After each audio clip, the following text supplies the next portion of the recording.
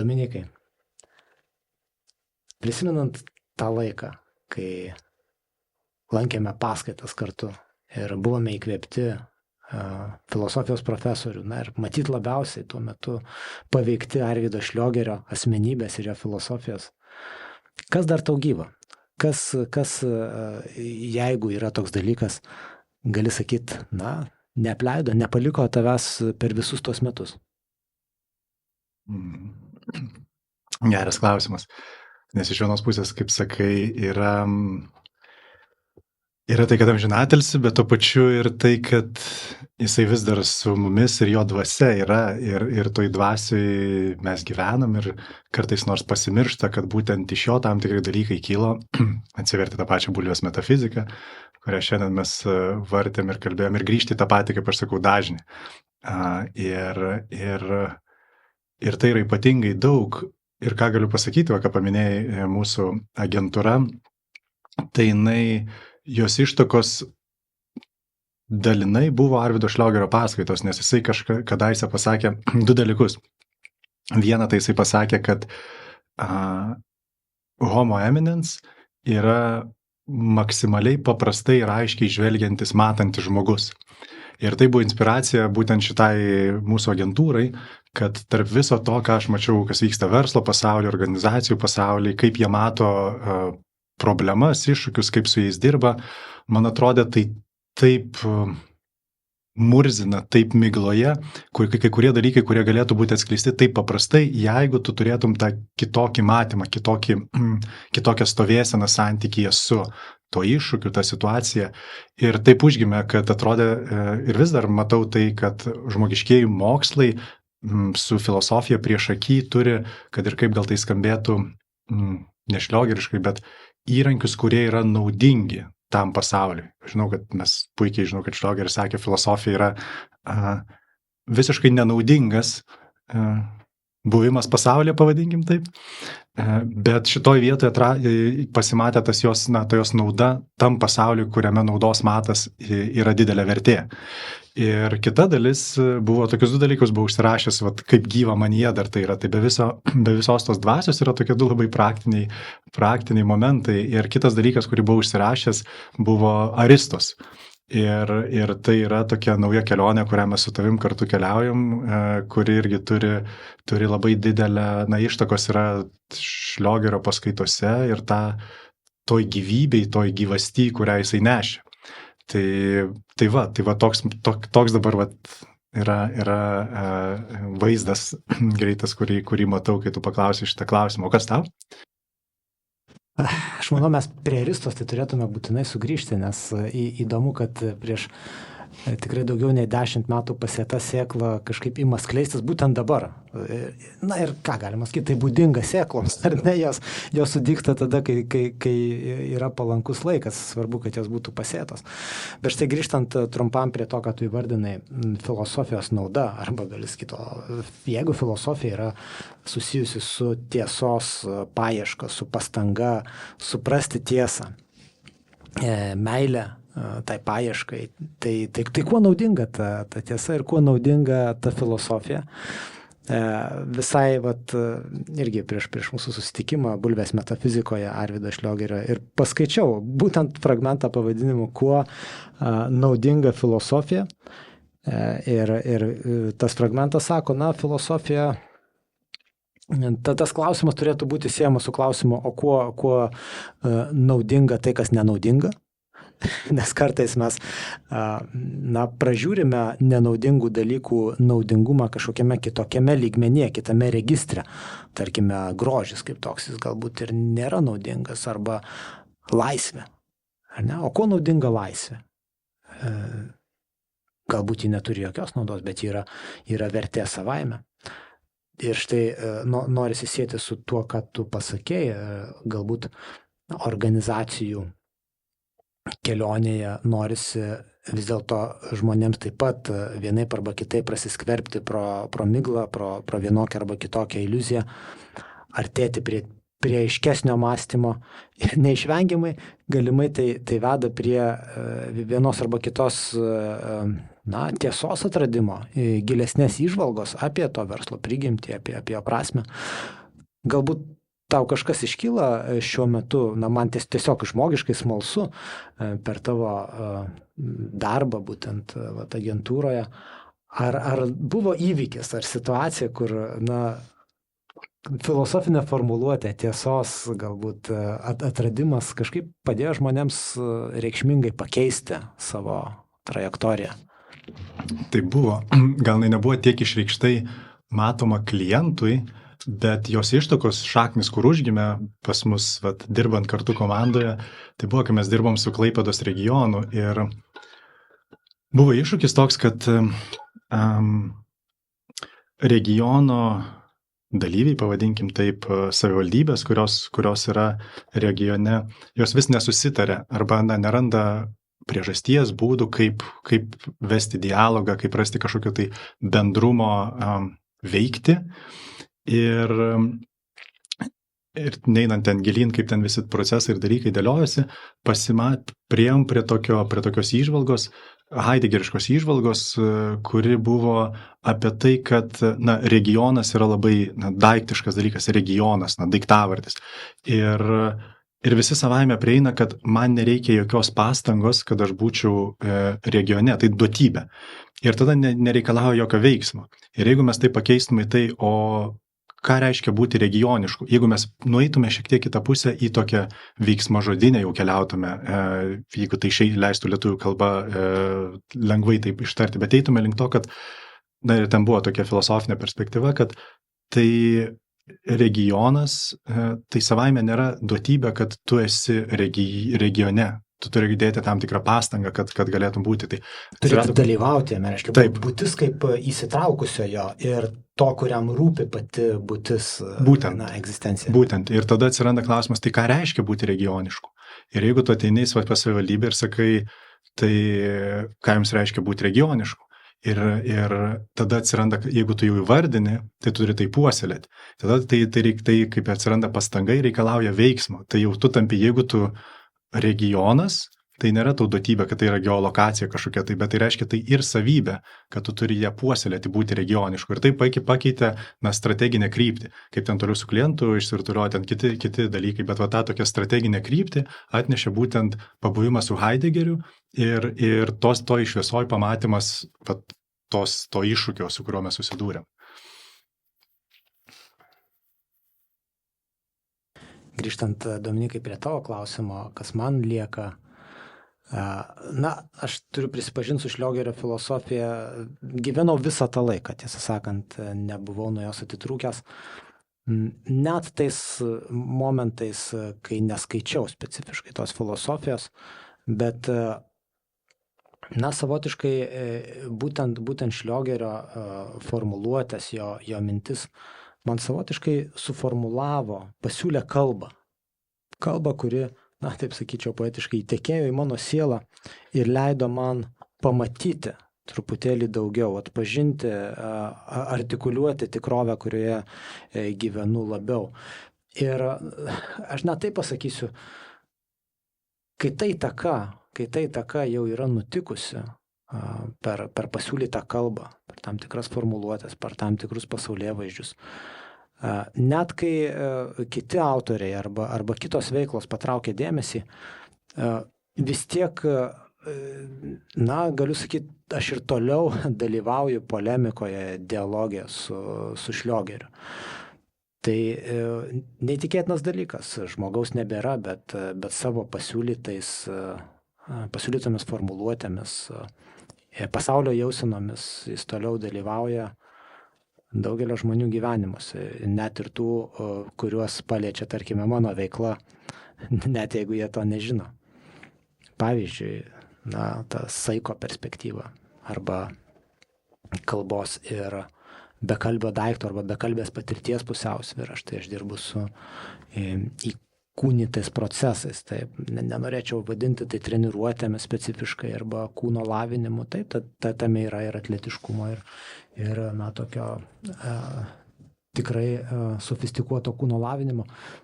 Bet vis dėlto tai visų pirma yra apie patyrimo gylį, kiek mes per kūną galime patirti tikrovės ir kiek iš tikrųjų, kai mes kalbame, kiek mes galime savo patirtimi, savo veiksmais, savo judesiu pagaliau išpildyti, atkartoti tai, ką mes pasakėme, įkūnyti. Na ir atvirkščiai, kiek mano kalba visgi atitinka tą tikrovę, kurioje aš gyvenu. Tai šie klausimai su manimi yra labai gyvi. Ir, jeigu kažkada rasis kažkas tokio, kaip Šliogeris parašė Bulvės metafiziką, tai jeigu aš klausiu, kokia būtų mano metafizika, tai ji skleistusi aplink kalbos ir įkūnyto patyrimo pusiausvyrą, kaip šie du dalykai dera. Žinai, prisiminiau dabar tą Šliogerio, kad kaip įdomu yra, kad mes kalbam apie jį, bet inspiruoti tam tikrą prasme jo, bet ne jo terminais, pavadinkim taip, nors kai kurie gal ir kartojas. Ir tai, man atrodo, yra didelė dovana, kad Šliogeris paliko, bent jau mumise, kad tai nėra mokinys arba mokytojas, tai nėra tų žodžių atkartojimas arba kažkokios metodikos įrėmintos nešimas, bet tai yra šiuo atveju savo kelio identifikavimas ir jos skleidimas. Ir drąsa, ir toj kelioniai netgi gale tai daryti ir skleisti. Ir mane labai džiugina ir guodžia, ką dar Šliogeris turbūt yra jo dvasia, kur pargrįžta ir kada aš labai susijungiu su jie, pavadinkim, būnu jo dvasioje, kai kartais būna sunku toj šviesoj, kai tu kalbi sava kalba apie prisiminimą, tą patirtį, nuostabą, kurią tu turėjai su susitikimu su kažkuo nežmogišku. Ir ta kalba yra vertinama kaip netitinkanti sisteminės kalbos. Ir tada sako, ne, tai čia ne taip. Čia pirma turi būti ten daiktavardis, tada sudėlioja, čia kablelio nėra, arba jeigu tu ten kažkaip kitaip išreiški, sako, ne, pagal sistemą, kad tai galėtų būti tai, kad žmonės tai atpažintų ir greit suprastų, tai turi būti va taip išreikšta. Ir staiga sulaužo ir padaro, Šliogerio terminais, lavoną iš to. Ir man tai yra ta paguoda, kad aš galiu ir aš noriu palikti va tąją tokią, kokią aš užčiuopiau.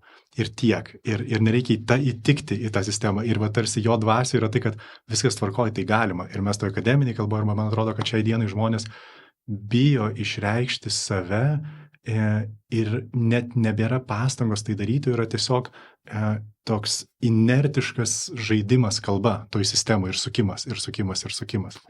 Kiekvieną kartą, kai jaučiuosi kažkaip nusivylę sistema vienokia arba kitokia, jos pasijaučia sąsijos priespaudoje, aš visada atsiverčiu Bulvės metafizikos patį pirmą fragmentą. Šliogeris sako, jūs visi. Ir ten vardina dinozaurų piemenys, galaktikų medžiotojai ir visi kiti. Suprask, visi, kurie pasiūlo vienokią arba kitokią formuluotę ir reikalauja iš tavęs reikštis tam tikrų, kartais, sakykime, žargoninių kalbos keliu, pasiūlo tam tikrą labai specifinės kalbos naudojimo būdą. Sako, štai ką aš jums noriu pasakyti. Aš pamačiau bulvę Nataliukės darže, tėvo kapliu, kapstydamas lašiniais kvepiančią žemę. Aš pamačiau ir aš tapau bulviaregiu, tikruoju visumos matytoju per tą vieną bulvę. Ir va ta Šliogerio drąsa pažvelgti savo akimis ir skatinimas kiekvieno tuo metu dar jauno žmogaus, žiūrėkite į pasaulį savo akimis ir iš to kils savarankiškas mąstymas. Nepradedam juk nuo savarankiško mąstymo, pradedam nuo savarankiško žvilgsnio. Ta dalyką jis akcentavo. Pradedam nuo savarankiško žvilgsnio ir iš to žvilgsnio randasi labai, galbūt ir jau individualizuota raiškos forma. Tai, ką tu sakai, tai, kas yra tikrai ir individualu, nebūtinai atitiks kažkokius raiškos standartus ir formatus, kuriuose nori save išreikšti ir galbūt, kurį laiką teks kentėti buvimo nesisteminiu arba ne iki galo protokolus atitinkančio žmogaus rolę, bet tai bus tikra ir tai būsi tu. Tai man atrodo labai taikliai pastebėjai, kad Šliogerio įtaka ji reiškiasi vis dėlto per šitą paskatinimą matyti pasaulį savų žvilgsnių. Tai visų pirma taip, kaip jis pasirodo mūsų iš tikrųjų juslėms, kaip jis atsiveria, kas yra tikra, klausti, kas yra tikra. Ir man būtent mes pradėjom nuo klausimo apie tiesą, kas yra tiesa. Man sutampa tie du dalykai, tai tiesa, kuri yra vien kalbinė, man ji nėra tiesa, bet tai, kas yra tikra, tai yra kažkas, kas yra tarp kalbos ir patyrimo arba kalbos ir daikto atitikimo momentas. Tada gali sakyti, tai tikra, tai yra žinojimas, tai yra tai, ką aš galiu atsiremti, tai yra žemė, ant kurios aš galiu atsistoti. Ir iš ten kyla jau įvairiausios raiškos formos. Ir jeigu mes apžvelgtume Šliogerio mokinių gyvenimus šiandien, nuo Naglio Kardelio ir Tomo Kačerausko ir daugybės kitų, kurie galbūt ir nėra filosofijos lauke labai matomi, tai yra labai individualizuotai pasaulyje besireiškiantis individai. Dabar taip natūraliai mintis pakrypo link to. O kaip man, nes man atrodo, kas yra labai įdomu, aš šiai dienai čia nežinau, ar Šliogeris taip kalbėjo ar nekalbėjo, aš jau natūralų kelionė yra mano, bet toks natūralus klausimas būna, o tai filosofija, tai ką su ją daryti, tai kalbėjom, nenaudinga, bet man atrodo, kad filosofija yra galbūt nenaudinga, šitais metais matuojant, bet itin pragmatiška ir praktiška stovėsena pasaulyje, nes jinai kaip niekas kitas, kaip jokia kita, pavadinkim taip, disciplina, nepastato tavęs į tokį nuogą santykį, per tą klausimą tavo asmeninį nuogą santykį su pasauliu, tavo buvimas pasaulyje, jisai yra toks maksimaliai išgrynintas per tą klausimą. Jeigu tu iš tiesų klausi, jeigu tu iš tiesų neklausi vardan naudos, neklausi vardan jau žinodamas atsakymą, kaip ten Šliogeris šiandien skaitėm, kai tu jau nori ten iš kiaulės kotletą padaryti ir tai rodai, kad kiaulė iš tikrųjų padaryta iš kotletų. Tai įrodai, taip. Padarydamas kotletus iš jos. Taip, padarydamas kotletus iš jos. Tai jeigu tu neturi jau rezultato ir klausi tik tai fiktyviai, paviršiumi, bet iš tikrųjų visų kūnų visą savo esybę klausi, tai yra labiausiai praktiška, pragmatiška stovėsena, kokią tu gali turėti pasaulyje, savo gyvenime. Ir ta filosofija, ir tada man atkeliauja natūralų klausimas, o tai gerai, o tai aš jaučiu, kad tai noriu išreikšti, arba noriu save išreikšti kažkokiais tai būdais ir tada manęs nepriema, pavadinkim taip, nustatytos normos arba nustatytos taisyklės, kaip tai reikia išreikšti ir kaip man tada išbūti tai. Ir man atrodo, kad tai yra geras toks lakmuso popierėlis, kad jeigu tu iš tiesų patyrei tą nuostabą, iš tiesų pamatei, tai tau nekils klausimo, kaip man tai iškęsti, nes tu tiesiog tau neišeis to neišreikšti. Tas turinys, kaip tu irgi šiandien įvardinai per mūsų susitikimą, tas turinys automatiškai padiktuos formą ir tu iš karto reikši. Bet jeigu tu nepamatei, tai gali būti, kad tu iš tikrųjų nepamatei ir tai, kad tu nori išreikšti, tai nėra tai yra kažkoks konstruktas. Nes iš mano patirties bent jau, jeigu tu iš tikrųjų pamatei, tau neišeisi to neišreikšti, jinai per tave pereis, kažkur nuguls vienokia arba kitokia forma. Ir čia toks tarsi praktinis, per save prisimenant, galvoju, o kaip būti, kaip atstovėti, tai gal dar nepamatei, jeigu tau kyla tie klausimai. Ar pagaliau matyti, ką sakai, kaip pamatai, ar ne? Nes kas yra klausimas? Klausimas yra savotiškas, pakibimas iki galo neaiškume, nežinojime ir tuo pat metu pamatymo galimybė, nes neteina jokia kalba, neteina jokia formuluotė, neteina jokia baigtinė forma, bet tuo pat metu labai dažnai yra ir matymas, ir jausmas. tik tu jo negali iki galo įforminti, tik tu negali jo apčiuopti. Galimai klausimas neatsirastų be fone esančio tam tikro pojūčio. Na, kaip filosofija nuostaba, ji neatsiranda tuščioje vietoje, ji atsiranda pilnoje vietoje, pilnoje daiktų, pilnoje debesų ir galbūt vėjo ir kitų mažų niuansų, kurie ten atsiveria. Kitaip tariant, tai jau yra patyriminis laukas, kuris tave įveda į klausimą ir įveda į tikrumo ir tiesos paiešką. Ir toje patirtyje jau yra dovana. Jau yra dovana. Ir man regis, kas labai dažnai pražiūrima ir praleidžiama, ypatingai žmonių, kurie, na, galbūt niekada rimtai nežiūrėjo į filosofiją, tai sako, jūs jau daugiau kaip 2000 metų klausinėjate tų pačių klausimų, tai kur yra jūsų rezultatai? Pasižiūrėkit, mokslai pasiūlo tam tikrus rezultatus, kaip minėjai. Žinai, ir kiaulė iš ląstelių sudėta ir galbūt paskui gali sakyti ir iš kotletų, ir atominę bombą pagaminom, ir dabar kamienės ląsteles galim padaryti tiek, kiek reikia, ir tuo žiūrėk, ir nemirtingumą sukursim. Tai štai tau rezultatai. Tai jeigu rezultatai, vadinasi, pragmatinė tiesa, o kur filosofijos rezultatai? Bet filosofijos rezultatai nėra susiję su atsakymais į klausimus, bet su patyrimu, iš kurio kyla klausimas.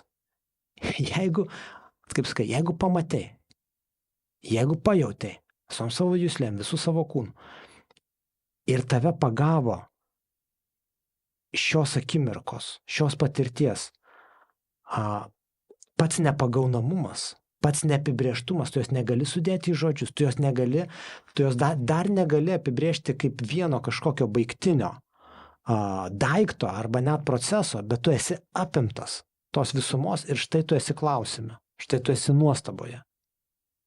Ir tai yra bene pati tikriausia patirtis, kurią žmogus gali turėti, tai yra gyvenimo, na, savotiškos pilnatvės išgyvenimas, dar iki kalbinės. Na ir po to atsiranda žodis, ir po to žodis jau bando papasakoti, kas buvo ta patirtis ir ką ta patirtis reiškia ir kokia kryptimi ji mane formuoja.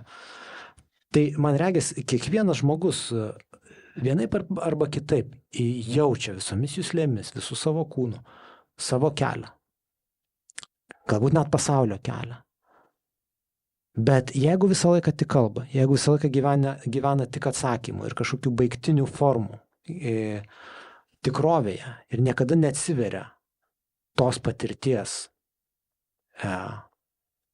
sukrėtimui, tam gyvam klausimui, kuris pradeda kilti kažkur nuo pilvo apačios link galvos. Galimas dalykas, toks žmogus gyvena neautentišką gyvenimą. Jaučia ne savo jausmus, kalba ne savo žodžius. Apskritai savo gyvenimu atsako ne į tą klausimą, kuris nekyla iš jį galimai liečiančios, apimančios patirties.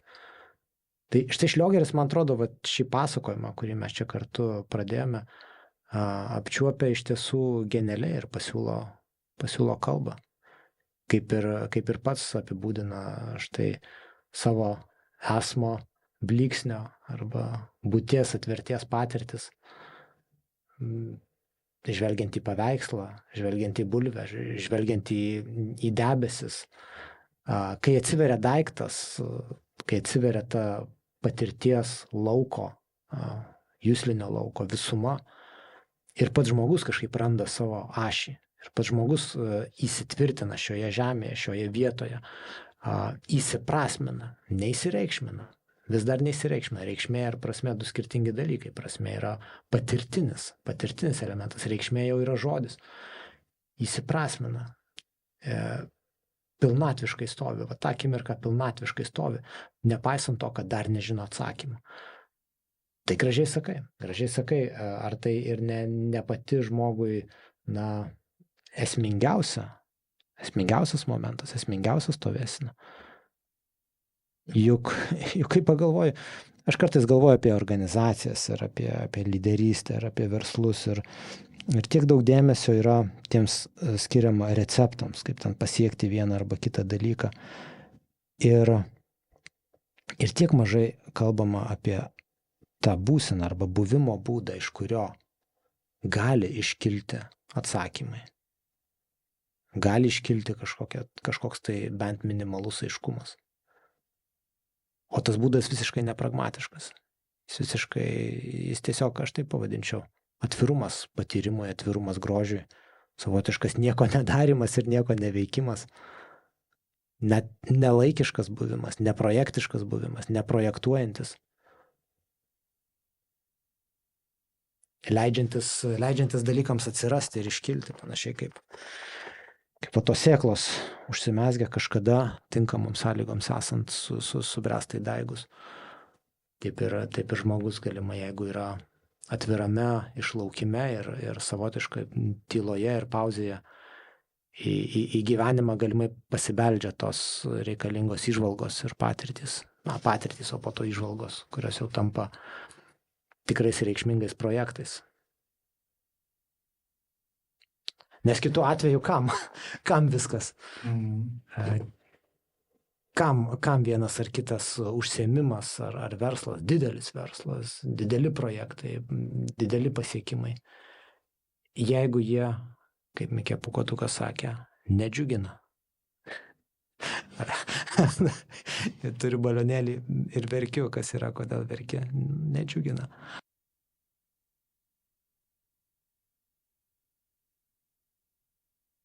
Man atrodo, kad visam tam, tai, kad tu pasakoji, tai yra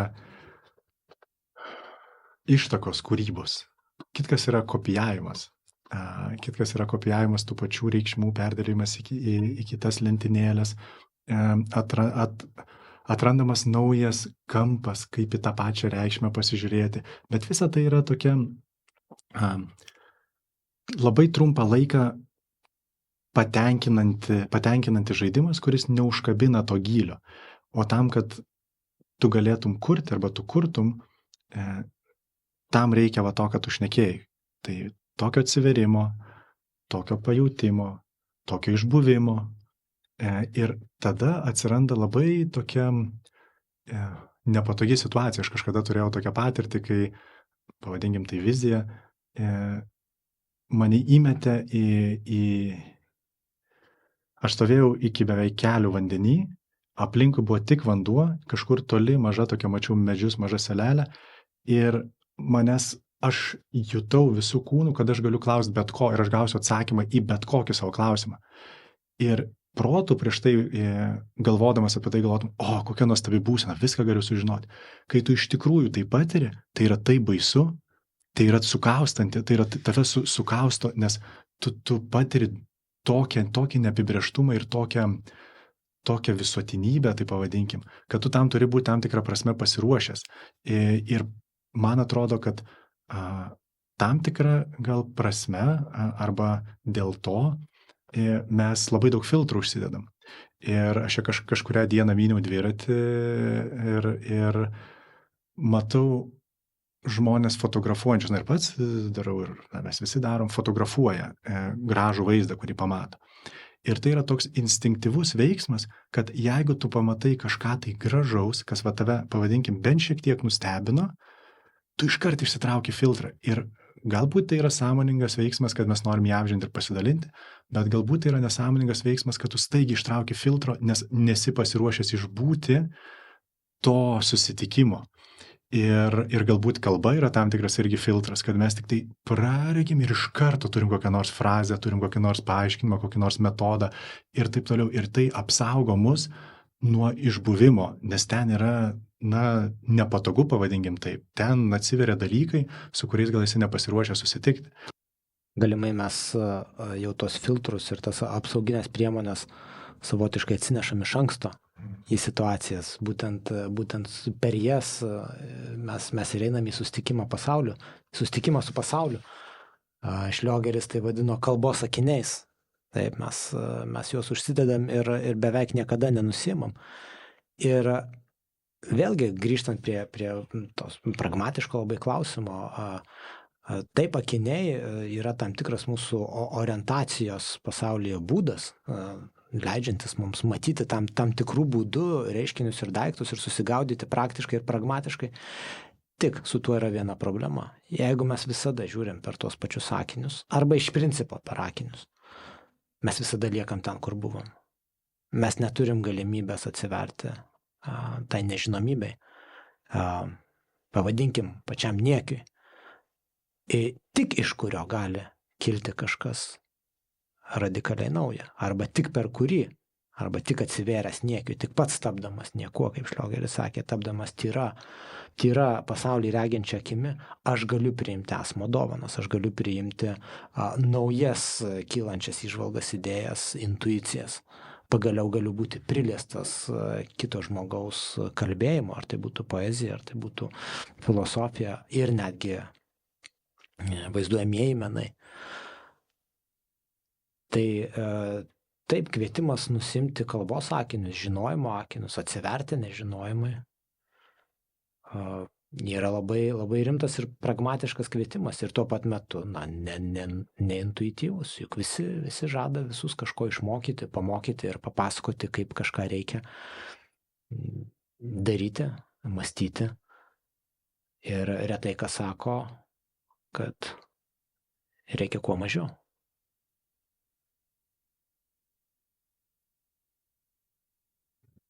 Jo, ir kaip reikia kuo mažiau šitoj dabartinio, net neaugimo turbūt. Man labai patiko kažkada mūsų pokalbėje tokia graži skirtis atsiradusi tarp augimo ir plėtros. Angliškai gerai skamba yra growth ir yra scale. Ir mes dabar pagavę esam, mes turiu omeny tą ekonomiką, kurioj būnam ir kuri užima labai didelę dalį mūsų mąstymo perspektyvos, nes net atsimenu tokio jau labai žinomo istorijos mokytojo pamokoj, kai jisai braižė ant tokios didelės lentos, braižė visą istorijos schemą, iš kur kas prasideda, pačioj buvo ekonomika. Ir jo teigimu ir daugelio tokių iškilių mokytojų teigimu, viso ko priežastis yra ekonomikoje. Tai reiškia, visa, kas įvyksta, tai jeigu atseki, kur pinigai ir taip toliau yra tenai.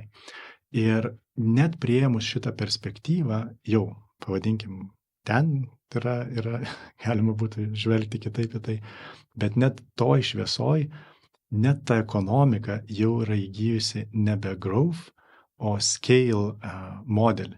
Tai reiškia, kad mes nesu saiku, nemažiau žiūrim, kad yra, kaip kažkada su tavim kalbėjom, kad yra ciklai galbūt kaip ir gamtoj, ir yra verslas, kuris auga ir kažkurio momentu jisai gal pradeda, nustoja augti, pavadinkim taip. Jisai kažkurio momentu artėja link komposto. Taip, kur tam, kad galėtų vėl kažkas iš to kilti. Ir mes to negalim pripažinti. Ir mes turim kitą, tada mes turim scale, kur mes visada viskas turi didėti, visada visko turi daugėti. Negali būti, kad BVP gali būti mažesnis negu X procentų, nes tada žmonių gyvenimai žlugs. Ir taip toliau ir panašiai. Ir aš net sakyčiau, kad šita perspektyva, jinai yra labai žalinga dėl to, kad jinai kalba apie stygių. Tai reiškia, kad mes nesijaučiam pakankami patys savy, mes nesijaučiam pakankami savo šeimoje, savo darbe, su savo kolegom. Tai, ką mes darom, kaip mes vėl išreiškiam save, tai mes kažkur nesijaučiam, mums yra stoka. Ir tada mums reikia, kad viskas visada augtų, visko daugėtų, kad mes greitai galėtume kažkaip pakeisti, nepabūti toj būsenoj. Ir mes veikiam iš stokos, o ne iš gausos, kad mums visko pakanka, viskas yra gerai ir yra ciklai, ir mes juos išgyvenam ir priimam grožį tų ciklų. Ir verslas, didžiąja dalim šiai dienai tos paradigmos negali priimti, nes tai reiškia jo, arba paimkim, aš tai matyčiau transformaciją, gal kažkas matytų kompostą. Arvydas Šliogeris apibrėžė, kuo žmogus išsiskiria iš visos gyvūnijos, tai be abejonės kalba. Bet pati kalba kyla taip pat iš to paties šaltinio, kuriuo žmogus taip pat išsiskiria, tai yra geismas. Gyvūnai turi poreikį išsimaitinti, būti galbūt saugus ir pasiimti iš šio pasaulio, iš gamtos, iš esmo tai, kas yra reikalinga, kad gyvenimas tęstųsi, kad gyvybė klestėtų. Bet žmogus yra būtybė, kuriai niekada negana. Kažkokia viduje, nežinau, glūdinti arba žiojėjanti tuštuma vis kviečia kišti ir dėti ją arba materialių arba simbolinių kažkokių reikšmių su pažadu vieną dieną būti užpildyta. Ir tai kuria tą nepasotinamą norą nuolatos augti, auginti, skeilinti, taip, didinti. Toks, nepasotinamas. Šliogeris išskyrė tris žmogaus dalyvavimo pasaulyje, tokius sindromus, kaip jis įvardino. Visi mes kažkuo, pasak jo, turime kažkokią tai ligą, kažkokį tai sindromą, tik tai štai 2 sindromai, jie peržengia visas ribas ir tik tai vienas iš jų kažkaip leidžia mums būti saike su daiktais ir su aplinkiniu pasauliu. Tai jeigu tu pameni, Kaligulos sindromas, tai yra to ego ir besiplečiančio, norinčio užkariauti išorinį pasaulį, ir kitoje pusėje nirvanos sindromas, tai toks labiau ištirpstančioje pasaulyje, galbūt žmogaus pasirinkusio dvasingumo, tai yra simbolinius kažkokius tai vienetus, kuriais jis bando, simbolinės vertes, kurių bando prisipildyti, užpildyti tą tuštumą. Ir štai viduryje yra tas horizonto žmogus, Itakės sindromo žmogus. Itakė, tai sala Graikijoje, irgi daug pasako, kad tai yra sala. Sala tai yra ribota erdvė, kuri negali tapti didesnė. Ir tuo pat metu reikalauja savotiškų pastangų kultivuoti ir prižiūrėti, kad ji būtų derlinga ir vaisinga. Tai štai tarsi ir Šliogeris nurodo žmogaus galimybę gyventi saike ir tokia pakankamume savo ir su savimi. Ir būtent toks gyvenimas, pasak jo, yra filotopiškas. Reiškia, gyvenimas, kuris skleidžiasi šiapus juslinio horizonto, šiapusybėje, išgyvenant čia ir dabar patirtį, pasitenkinant juslinėje patirtyje išsiskleidžiančiais pojūčiais, žmonėmis, santykiais, atpažįstamais, mylimais daiktais, kurių nereikia keisti vien dėl to, kad atsirado nauji daiktai. Ir puoselėjime, ir tokioje abipusiai dermėje žmogus palaiko vietą, bet vieta palaiko žmogų, kaip jo gimtoji vieta, kaip jo gimtoji sodyba, gimtasis laukas. Bet kultūra mums sako kažką kitą. Kultūra sako, eik į pasaulį ir užkariauk, eik ir laimėk, o jeigu neini laimėti ir užkariauk, tai tada užkariauk savo sielą, nuhakink savo sistemą. Biohacking savo sistemą, susiliek kažkaip su visuma ir vis tiek vienaip arba kitaip perženk šią savo sodybos teritoriją ir išeik kažkur labai toli. Ir čia tas Šliogerio, man atrodo, toks kaip ir unikalus žvilgsnis šių dienų kontekste. Išmok pasitenkinti tuo, kas tau duota, nes tau duota labai daug. Tik mokėk matyti ir galėk matyti, būk atviras grožiui ir tau bus duota viskas.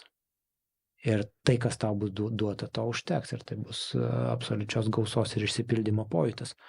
Ir ar, Dominikai, mes negyvename kažkokiam mite? Ne, aišku, kad gyvename jos mite, bet mums nuo mokyklos, nuo universitetų ir visur, kur mes be pažvelgtume, yra sakoma, pasaulis yra ribota vieta. Taip, sutinku, pasaulis yra ribota vieta ir ištekliai labai riboti. Ir tas, kas pasims, tas turės, o kiti neturės, reiškia, mes turim nuolat plėsti ir didinti, auginti savo teritoriją. Ir jeigu to nedarom, tai tada turim kurti kažkokį kitokį barjerą, turim kažkaip kitaip save. Bet ar nėra taip, kad gal žmogui tiesiog pakanka būti? Gal nėra viskas taip sudėtinga, kaip mes esame vieni kitus įtikinę? Atrodo, kad aš patyriau prieš tau pasakau praeitą savaitę tą tokį labai aiškę patirtį apie tai, kaip mes esam išedukuoti, pavadinkim taip, kad mes visas pastangas dedam į proto raumenį, pavadinkim taip. Ir tą proto raumenį jisai yra prisotinamas tam tikrų veikimo inercijų, tam tikrų veikimo principų, nuo kurių jisai jau paskui nebegali per ilgą laiką, jisai nebegali savęs paleisti, jisai savęs jau nebekontroliuoja. Ir jeigu jisai tik tai gauna kažkokį impulsą, jis būtent susitraukia tokiu būdu protas. Ir tas susitraukimas, jisai savaime, aš nežinau, ar protas gali kitaip veikti, bet taip kaip mano protas veikia ir taip kaip aš manau daugelio protas veikia, kuris yra edukuotas, jisai iš karto fragmentuoja, iš karto vertina, iš karto lygina, iš karto daro tuos veiksmus, kurie savaime, kaip tu sakai, kuria konfliktą. Iš karto brėžia ribą, iš karto kuria kažką tai, kuria ne tas žodis, formuoja kažkokią tai situaciją, kurioje kyla įtampa ir nerimas. Ir tada tu turi tai paleisti ir kažkokiu tai būdu nebūti, neleisti protui valdyti.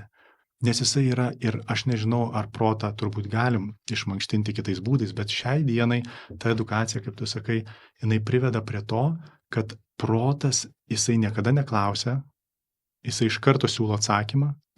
Ir aš sakyčiau, kad kūnas klausia, turbūt šiuo atveju, dabar taip sakau, kūnas klausia, o protas atsako, jisai iš karto siūlo atsakymą, jisai iš karto fragmentuoja, jisai iš karto lygina, jisai iš karto vertina ir tu įeini į nerimo ir įtampos būseną.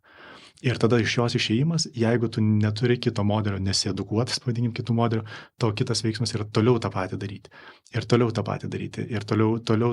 Ir tu nebeturi iš to išeities, nes vienintelis būdas, kaip iš to išeiti, tu tik tai tokį patį veikimą toliau matai.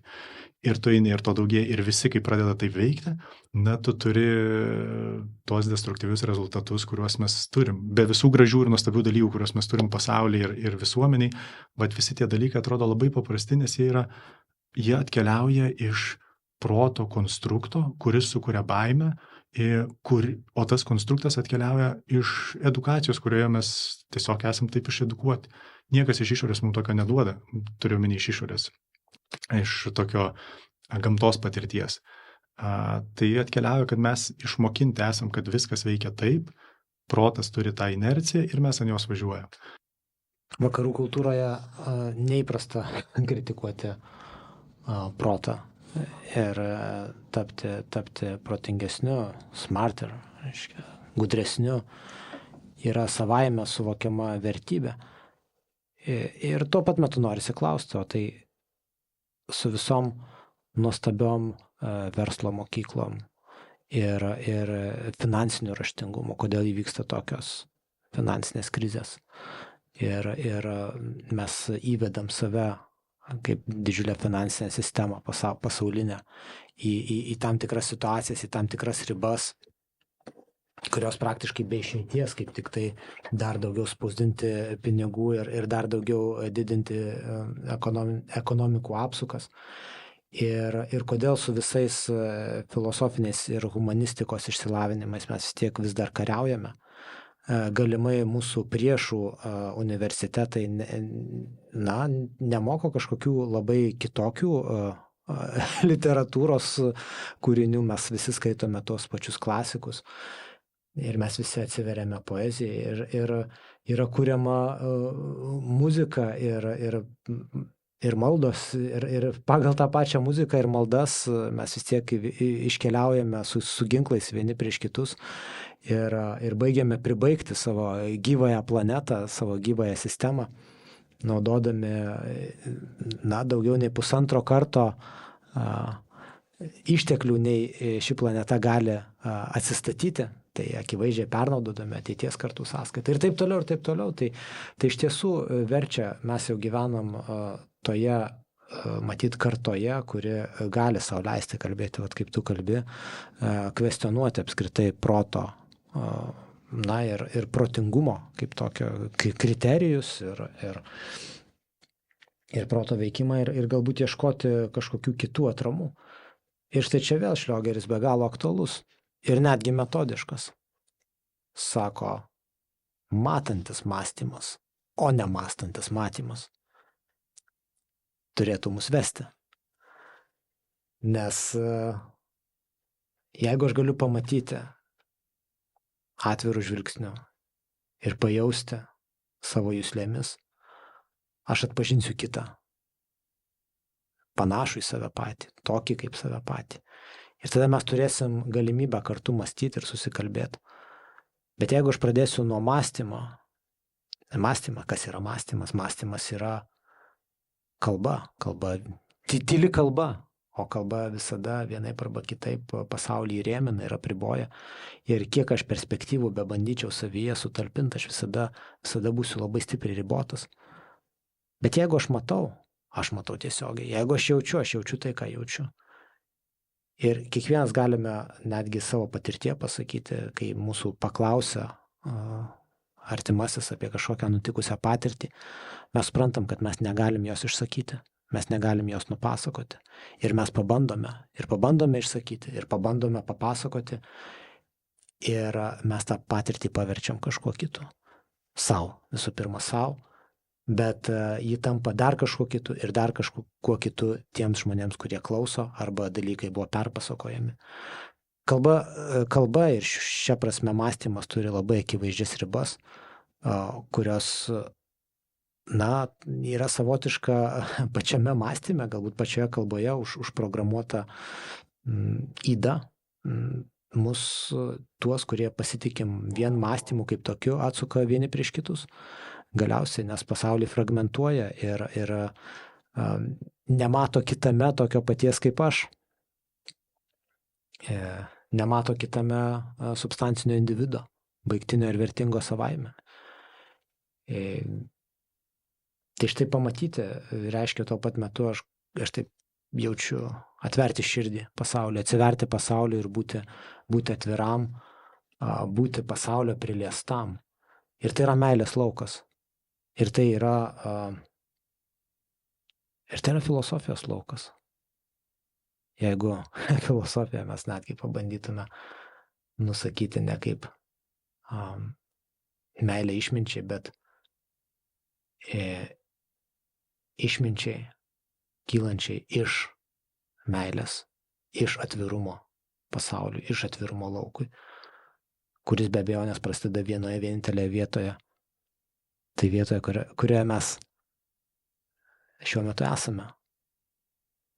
Tarp daiktų, kurie mus supa. Čia ir dabar. Filotopinėje vietoje.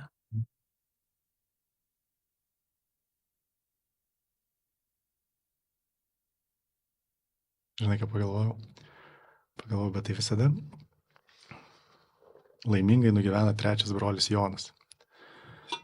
Ir mažiausiai pragmatiškas, mažiausiai protingas. Tas, kuris, dažniausiai taip ir pavadinamas kvaileliu. Ir kažkodėl visos istorijos pasakoja, kad būtent jis ten kažkaip užsibaigė laimingai. Ir kažkaip visos tos istorijos atrodo yra apie mes kaip žiūrime tai kaip į tam tikrą juoką, išdaigę, iš ko pasijuokti, kažkokia tai mini komedija. Bet kažkur visada tai atsikartoja. Bet kaip čia yra? Mes visi skaitom tas pasakas, mes visi suprantam, kad trečio brolio ir trečios sesers... Net pradėdami skaityti, mes jau žinom, kad jam viskas bus gerai. Taip, mes žinom, kad tas kelias jisai yra savotiškai produktyvus, bet net tai žinodami mes vis tiek sakom, trečias brolis Jonas. Kvailelis. Nė vienas universitetas neturi nei vienos turbūt akademinės valandos, kuri būtų skirta, o kaip būti trečiu broliu Jonu. Tie du broliai užima visą edukacinį turinį. Galimai tokia paskaita negalėtų atsirasti net ir pačiame filosofijos fakultete. Gali būti, kad taip kaip mes čia kalbame apie filosofiją ir apie tuos orientyrus, kuriuos mums pasiūlo Arvydas Šliogeris, net ir filosofijoje jie yra reti. Nes filosofija galbūt nėra mokslas, nes jinai negali būti apribota sienom, jinai negali turėti tik tokio metodo, jinai yra labai, labai asmeninė ir individualiai, ir individualizuojanti. Ir kai tu ją bandai uždaryti, tu padarai iš jos kažką kitą.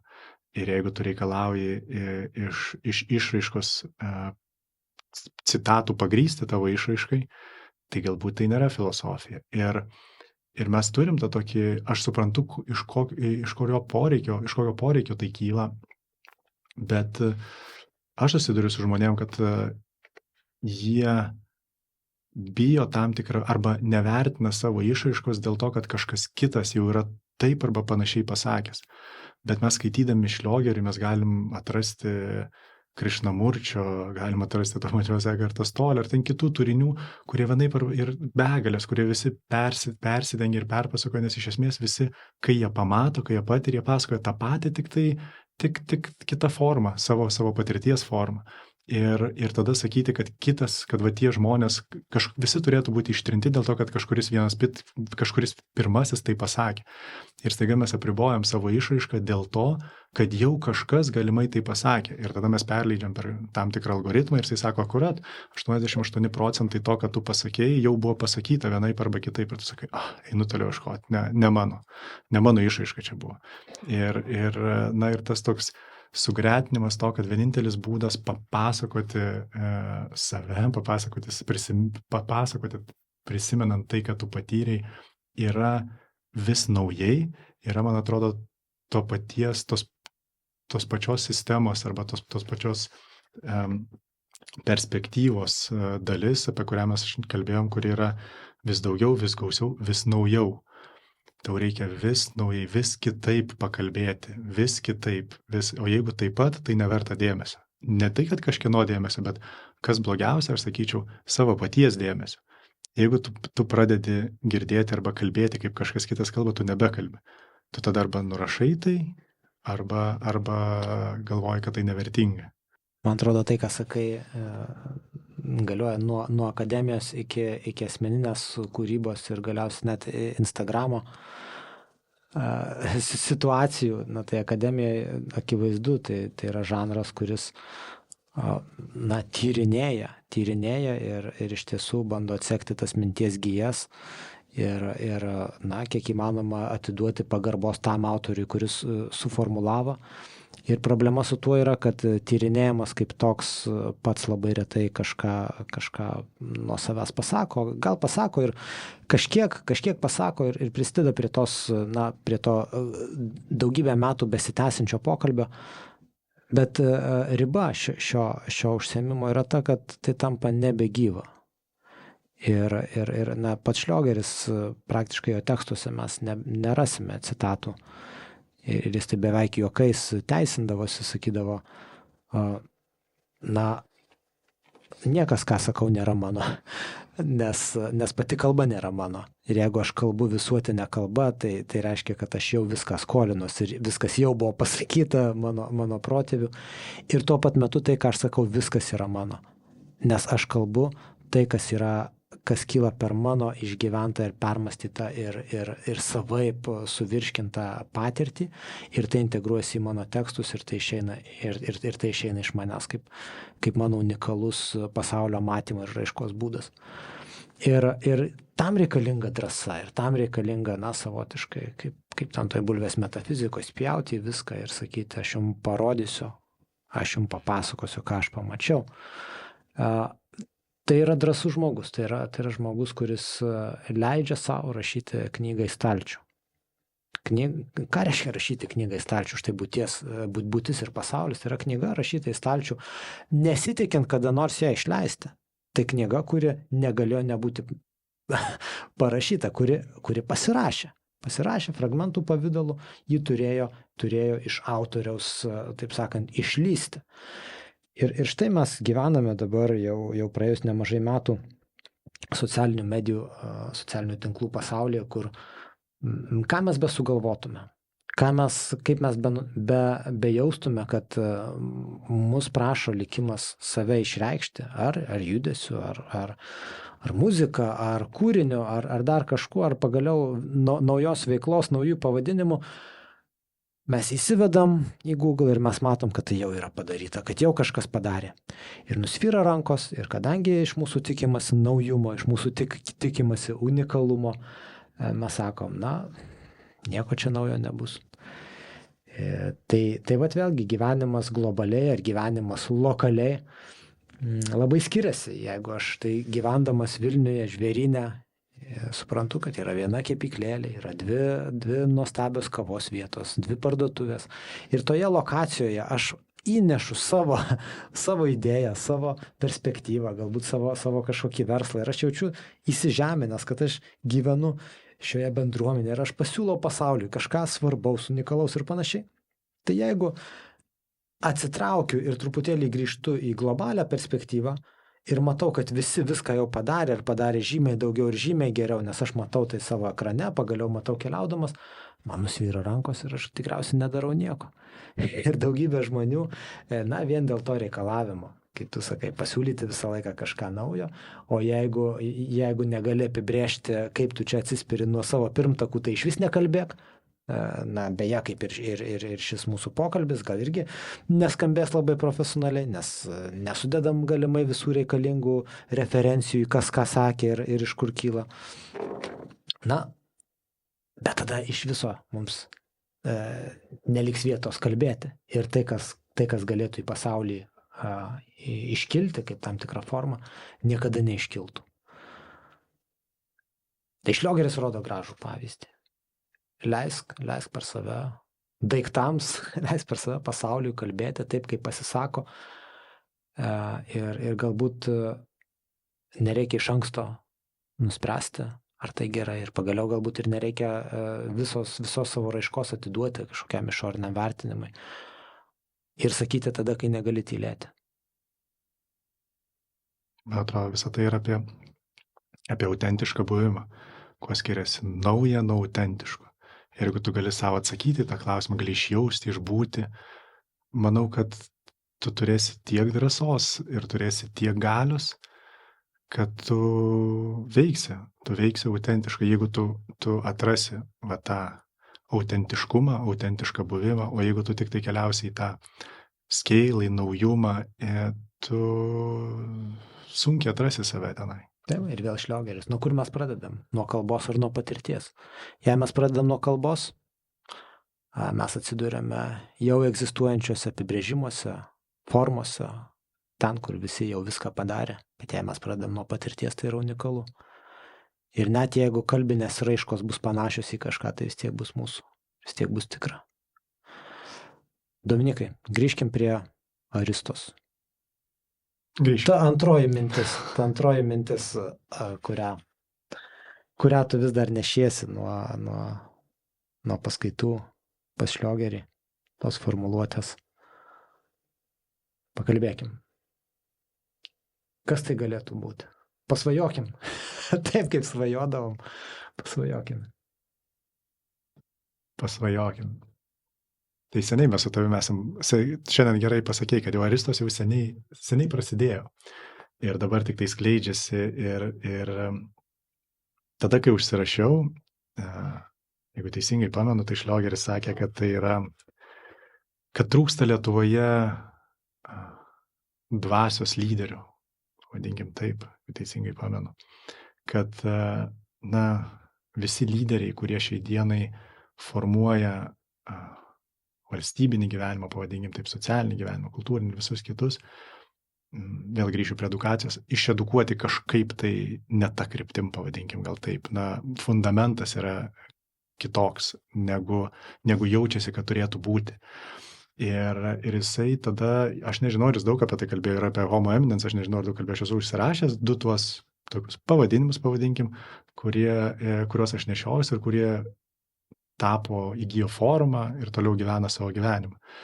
Ir Aristos yra tas antras užsirašymas, ta sėkla, kuri manęs nepaleido ir kurią aš mačiau kaip ir kuris skleidžiasi mūsų su tavim pokalbiuose ir jinai taip iš pat pradžių lėtai judėjo, mes davėm pauzę, mes vėl pargrįžom prie jos, jau atrodė kaip ir užsimiršo ir dabar naujai jinai naują energiją įgyjo, kažkur kažkas tai užsikabino ir tai yra apie tai, jeigu kaip sakai, pasvajokim, tai šiai dienai aš tai matau kaip mūsų tam tikros bendruomenės, tam tikro rato, pradedant mūsų su tavim, saviraiškos būdą, tai reiškia išreiškiant tai, kas mes esame ir tai, kas per mus eina, ir tokiu būdu padedant, kad ir kaip tai esoteriškai arba klišiškai skambėtų, kitiems prabusti, kitiems irgi gyventi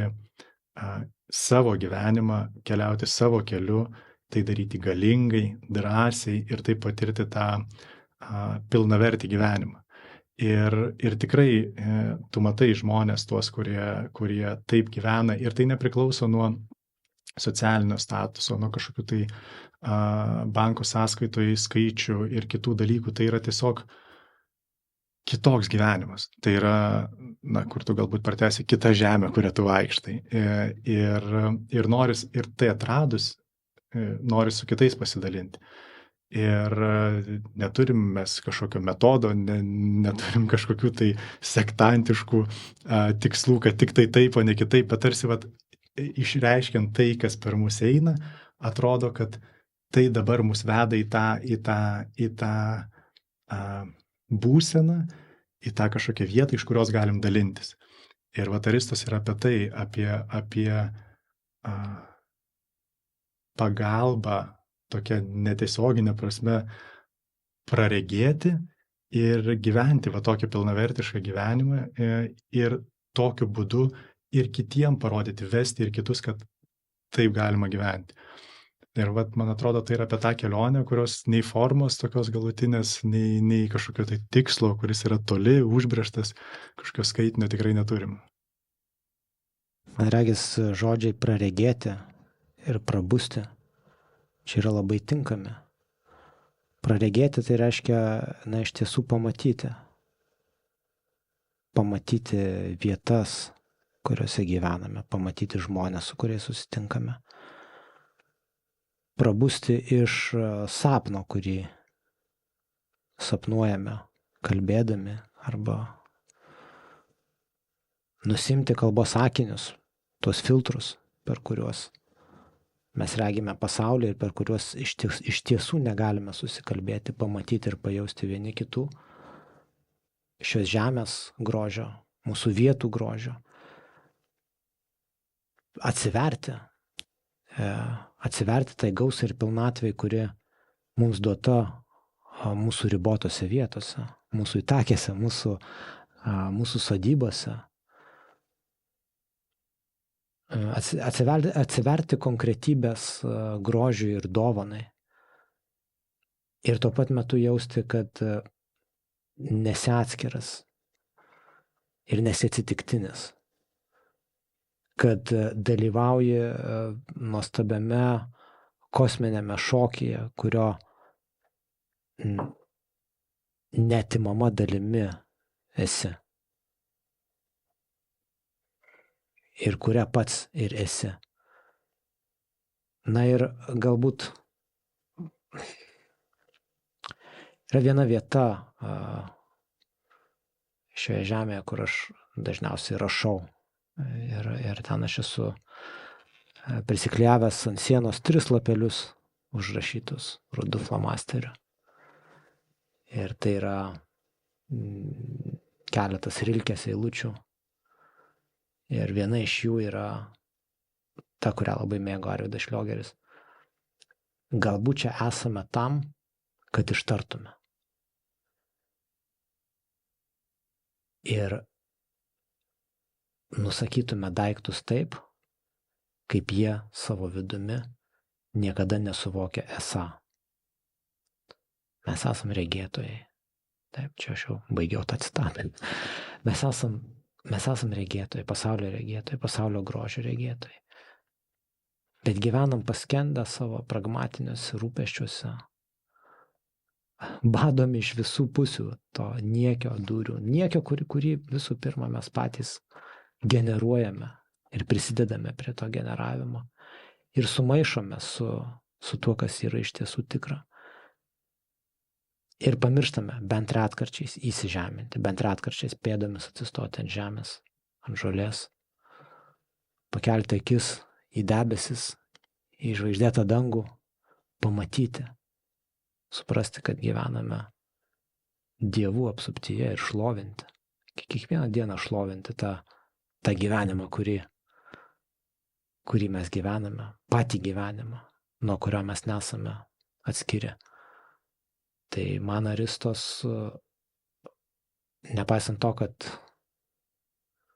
čia daug dalykų pasakiau, kažkaip vis dėlto yra tokia labai kristalizuota sėkla, kuri vis dar yra šiek tiek, ir juodoje žemėje, jos nesimato, bet aš jaučiu, kad Arvydas Šliogeris man ir mums abiems paliko tam tikrą užtaisą,